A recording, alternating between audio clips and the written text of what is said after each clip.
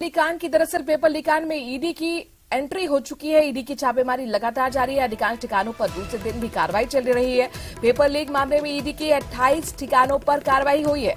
जयपुर, अजमेर, जोधपुर, जालौर, सिरोही, बाड़मेर, डूंगरपुर सहित कई ठिकानों पर ईडी ने जांच शुरू की। बाबूलाल कटारा, सुरेश ढाका, भजनलाल बिश्नोई सहित कई ठिकानों पर छापेमारी हुई है। कार्रवाई में बड़े पैमाने पर ब्लैक मनी के दस्तावेज भी उजागर हुए हैं। बाबूलाल कटारा के परिजनों के नाम पर ब्लैक मनी सामने आई है। कटारा के बेटे के नाम पर 50 लाख रुपए के म्यूचुअल फंड के दस्तावेज मिले। छापेमारी में सरगनाओं के बड़े पैमाने पर अचल संपत्ति के दस्तावेज जब्त किए गए हैं। तो ईडी ने छापे की कार्रवाई में जब्त किए हैं अहम दस्तावेज से कई अहम सुराग मिल सकते हैं। तो पेपर लीकान में ईडी की एंट्री हो चुकी है। छापेमारी की कार्रवाई दूसरे दिन भी जारी रही। अपने दर्शकों को बता दें कि 28 ठिकानों पर कार्रवाई हुई है। पेपर लीक मामले में आरपीएससी का जो सदस्य था यानी बाबूलाल कटारा, उसके घर पर भी छापेमारी हुई। सुरेश ढाका के घर पर छापेमारी हुई। अपने दर्शकों को बता दें कि लगातार जांच के दायरे में दूसरी प्रतियोगी परीक्षाएं भी आ सकती हैं। इस वक्त की बड़ी खबर अपने दर्शकों को बता दें, 8 से ज्यादा प्रतियोगी परीक्षाओं पर ईडी गहन जांच कर सकती है। आरपीएससी राजस्थान कर्मचारी चयन बोर्ड द्वारा भर्ती परीक्षाएं जांच के दायरे में है। प्रतियोगी परीक्षाओं में नकल गिरोह के ठिकानों से अहम दस्तावेज मिले हैं और परीक्षाओं में बड़े पैमाने पर अनियमितता करने के सबूत भी मिले हैं। ईडी सभी भर्ती प्रतियोगी परीक्षाओं की गहनता से जांच कर सकती है। यानी कुल मिलाकर आप मान सकते हैं कि बड़े खुलासे होने की उम्मीद यहां पर दिख गई है। और इस वक्त अपने दर्शकों को बता दें कि राजस्थान के बहुचर्चित पेपर लीक मामले में अब केंद्रीय जांच एजेंसी ईडी ने जांच शुरू करते हुए प्रदेश के कई स्थानों पर पेपर लीक से जुड़े हुए तमाम लोगों के ठिकानों पर सर्च ऑपरेशन चलाया। और इस कार्रवाई के तहत पेपर लीक में आरोपी बाड़मेर के ठेकेदार भजनलाल बिश्नोई के यहां पर भी ईडी की 6 सदस्य टीम ने कार्रवाई की है। बाद में टीम कुछ कागजात लेकर रवाना हुई है। कुछ सामग्री भी उसके हाथ लगी है और इस बात का हालांकि अभी तक खुलासा नहीं हो पाया है कि ईडी ने कौन से कागजात अपने कब्जे में लिए हैं और क्या क्या सामग्री कब्जे में ली है। राकेश हमारे संवाददाता इस खबर पर ज्यादा जानकारी के साथ जुड़ गए। राकेश, ईडी की एंट्री, ताबड़तोड़ छापेमारी, क्या कुछ जानकारी निकलकर सामने आ रही है?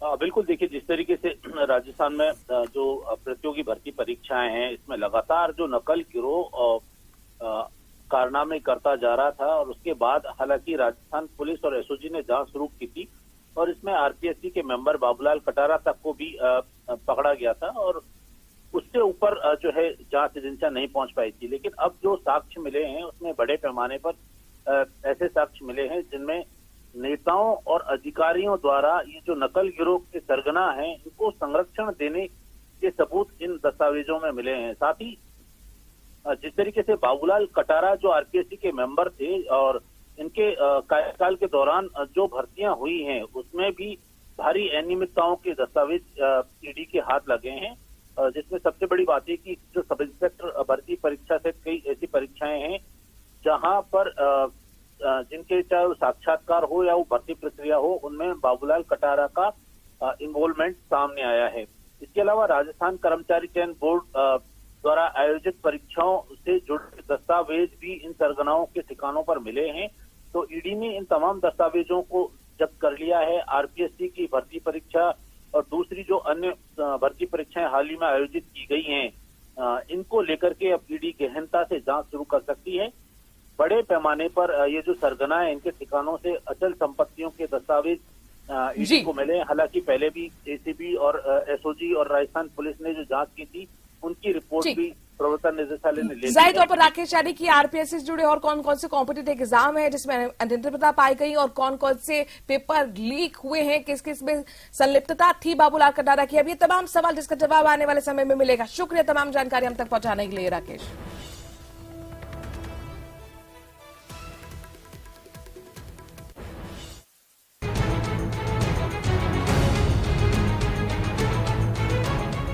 तीन तस्वीरें लेकिन कार्रवाई एक, कार्रवाई नकल माफिया पर।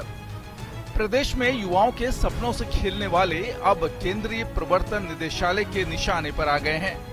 पेपर लीक प्रकरण में बड़े पैमाने पर मनी लॉन्ड्रिंग की आशंका को लेकर ईडी ने सोमवार को राजस्थान में 27 ठिकानों पर एक साथ छापेमारी की।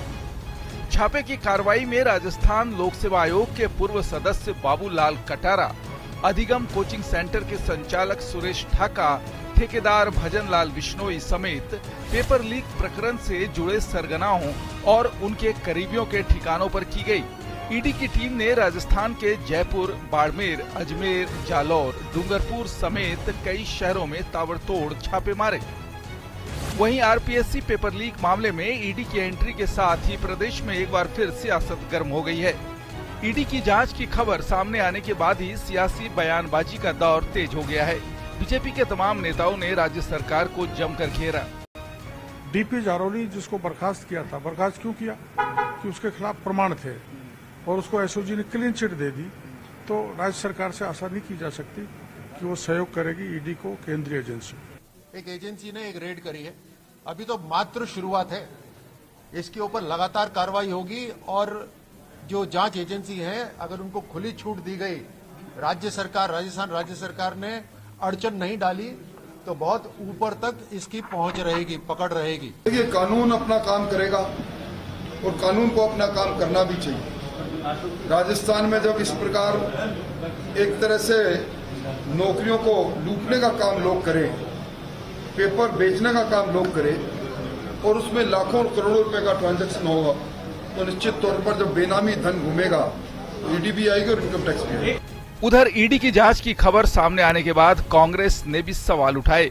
मुख्यमंत्री ने कहा कि ईडी और सीबीआई का दुरुपयोग करना अब तो बंद कर दें ताकि ईडी की विश्वसनीयता बनी रहे। ईडी सीबीआई इनकम तड़प रही है रास्ता में घुसने के लिए, अच्छी बात है, पर एक एसीपी ने जो पकड़ा है आरपीएससी के मेंबर, कलेक्टर को पकड़े हैं, एसपी को पकड़े हैं, तो ईडी को तो कहना चाहिए अपना प्रोसेस को, तो भाई क्यों राजस्थान में भेज रहे हो?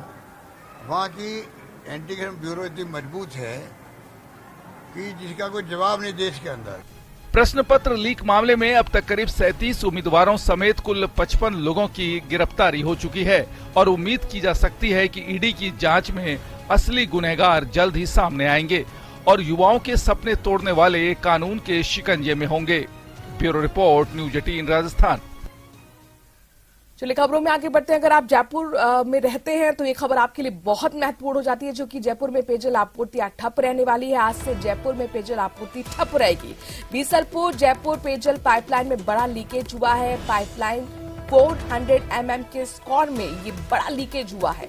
जयपुर शहर की पेयजल आपूर्ति 24 घंटे तक प्रभावित रहेगी, यानी सुबह 9 बजे से रात 10 बजे तक पेयजल सप्लाई बंद रहने वाली है। एक महीने में अपने दर्शकों को बताएं कि दूसरा बड़ा शटडाउन है। अब सूरजपुरा पंप हाउस से पेयजल आपूर्ति बंद रहेगी। बुधवार शाम तक पेयजल आपूर्ति शुरू होने की संभावना जताई जा रही है।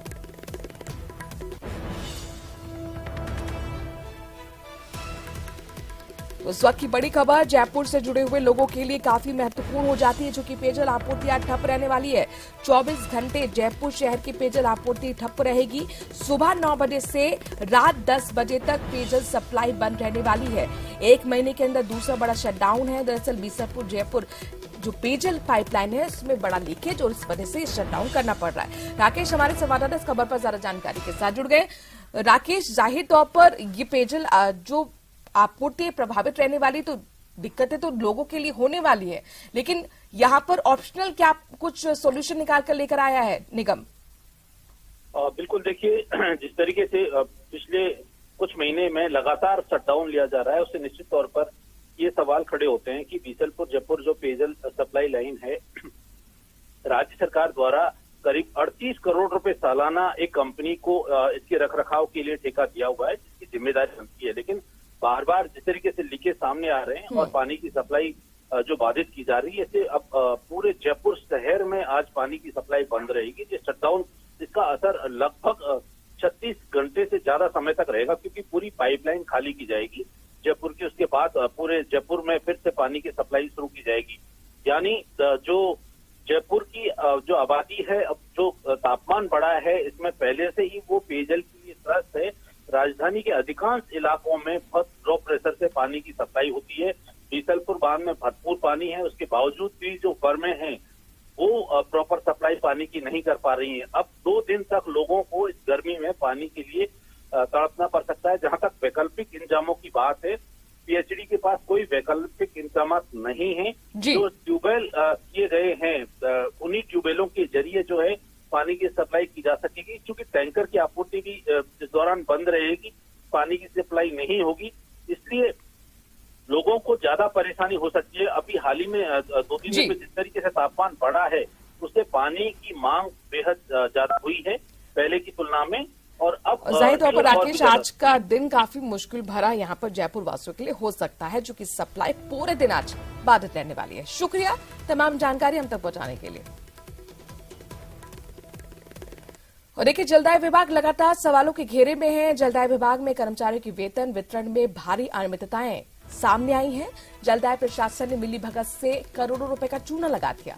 मंत्रालय कर्मचारियों के वेतन भुगतान में बड़े पैमाने पर अनियमितताएं सामने आ रही हैं। 2 महीने से सभी मंत्रालय के कर्मचारी सामूहिक रूप से देखिए हड़ताल पर चल रहे हैं, ये आप जानते हैं।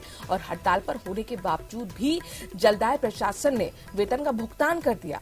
कर्मचारियों को 50 करोड़ रुपए से ज्यादा का वेतन का नियम विरुद्ध यहाँ पर भुगतान किया गया है। अब जलदाय प्रशासन मामले की लीपापोती करने में जुट गया है।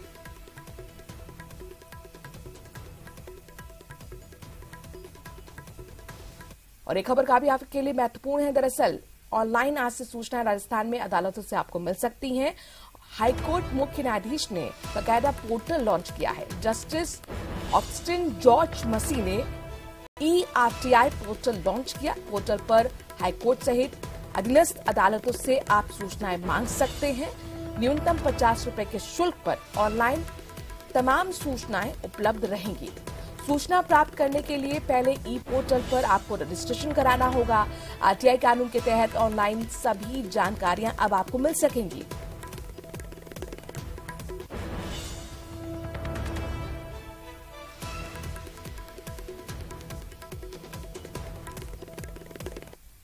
और जयपुर से इस वक्त की बड़ी खबर, प्रदेश में सफाई कर्मचारियों की आज से हड़ताल शुरू हो रही है। सफाई कार्य का बहिष्कार करेंगे तमाम सफाई कर्मचारी।